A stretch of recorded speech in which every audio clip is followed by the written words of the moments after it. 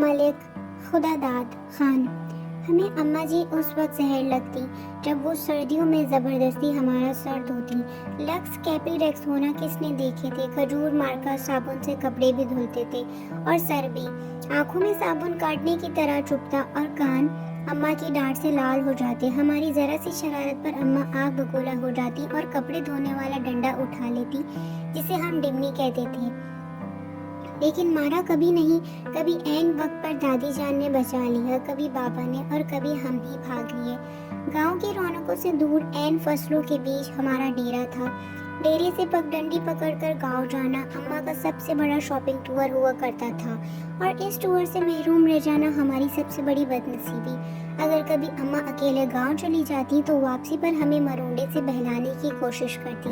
ہم پہلے تو ننھے ہاتھوں سے اماں جی کو مارتے، ان کا دوپٹہ کھینچتے، پھر ان کی گود میں سر رکھ کر منہ پھاڑ پھاڑ کر روتے۔ کبھی اماں گاؤں ساتھ لے جاتی تو ہم اچھلتے کودتے خوشی خوشی ان کے پیچھے بھاگتے۔ شام جب گاؤں سے واپسی ہوتی تو ہم بہت روتے۔ ہمیں گاؤں اچھا لگتا تھا، ماں گاؤں میں کب رہیں گے؟ میرا سوال پر اماں وہی گھسا پٹا جواب دیتی، جب تو بڑا ہوگا، نوکری کرے گا، بہت سے پیسے آئیں گے، تیری شادی ہوگی، وغیرہ وغیرہ۔ یوں ہم ماں بیٹا باتیں کرتے کرتے تاریک ڈیرے پر آ پہنچے۔ مجھے یاد ہے گاؤں میں بابا مظفر کے ہاں شادی کا جشن تھا۔ وہاں جلنے بجھنے والی بتیاں بھی لگی تھی اور پٹاخے بھی پھوٹ رہے تھے۔ میں نے ماں کی بہت منت کی کہ رات ادھر ہی ٹھہر جائیں، لیکن وہ نہیں مانی۔ جب میں ماں کے جاگ کے پیچھے روتا روتا گاؤں سے واپس آ رہا تھا تو نیت میں فطور آ گیا اور چپکے سے واپسی گاؤں لوٹ گیا۔ شام کا وقت تھا۔ ماں کو بہت دیر بعد میری گمشدگی کا اندازہ ہوا۔ وہ پاگلوں کی طرح رات کے اندھیرے میں کھیتوں میں آوازیں لگاتی اور ڈیرے سے لے کر گاؤں تک ہر کونے میں لالٹین لٹکا کر جھانکتی رہی۔ رات گئے جب میں شادی والے گھر سے بازیاب ہوا تو وہ شیرنی کی طرح مجھ پر حملہ آور ہو گئی۔ اس طرح رات اگر گاؤں کی عورتیں مجھے نہ بچاتی تو اماں مجھے مار ہی ڈالتی۔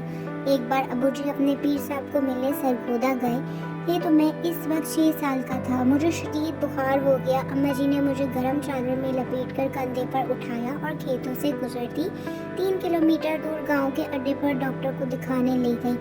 واپسی پر ایک خالق کو پھلانگتے ہوئے وہ کھیت میں گر گئی، لیکن مجھے بچا لیا۔ انہیں شاید گھٹنے پر چوٹ آئی۔ ان کے منہ سے میرے لیے حسبی اللہ نکلا۔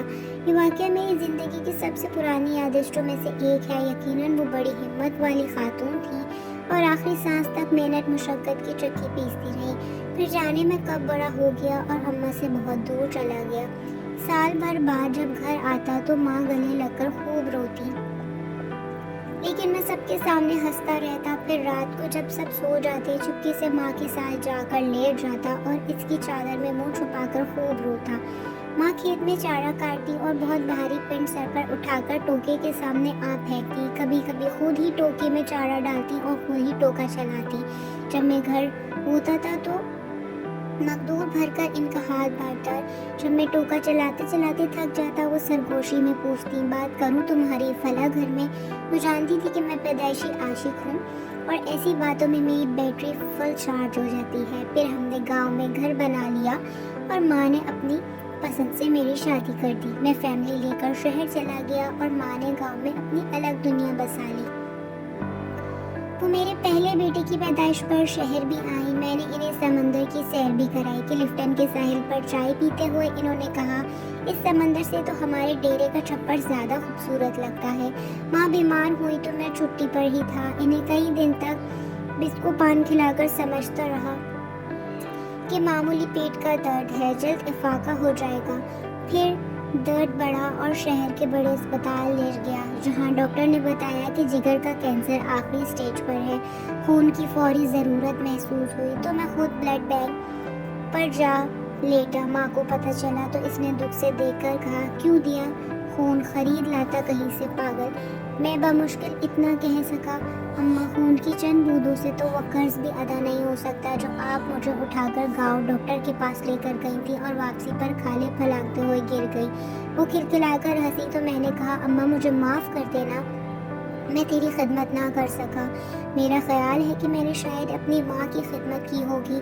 وقت ہی نہیں ملا، لیکن وہ فراق دل تھی۔ بستر پر جب بار بار میں اپنی کوتاہیوں کی ان کی معافی طلب کرتا رہا تو کہنے لگی میں راضی ہوں بیٹا، کاہے کو بار بار معافی مانگتا ہے۔ ماں نے میرے سامنے دم توڑا لیکن میں رویا نہیں۔ دوسرے دن سر بھاری ہونے لگا تو قبرستان چلا گیا اور قبر پر بیٹھ کر منہ پھاڑ کر رویا۔ ماں نے سے بچھڑے مدت ہو گئی، اب تو یقین بھی نہیں آتا کہ ماں کبھی اس دنیا میں تھی کہ نہیں۔ آج بیت اللہ کا طواف کرتے ہوئے پٹھانوں اور سویڈنوں کے ہاتھ فٹ بال بناتا بناتا جانے کیسے دیوار کعبہ سے جا کر ٹکرایا۔ یوں لگا جیسے مدتوں بعد پھر ایک بار ماں کی گود میں پہنچ گیا ہوں۔ وہی سکون جو ماں کی گود میں آتا تھا، وہی اپنائیت، وہی محبت جس میں خوف کا عنصر بھی شامل تھا۔ اس بار منہ پھاڑ کر نہیں، دھاڑے مار کر رویا۔ 70 ماؤں سے زیادہ پیار کرنے والا وہ رب کعبہ اور ہم صدر کے شرارتی بچے۔ یا اللہ پاک تو ہم سب کی ماں کو جو اس دنیا سے جا چکی ہیں ان کو اپنی مغفرت فرما اور ان کو جنت میں اعلیٰ مقام عطا فرما۔ اگر آپ کو میرا چینل پسند آیا ہے تو پلیز اس کو لائک، سبسکرائب اور شیئر کیجیے۔ جزاک اللہ۔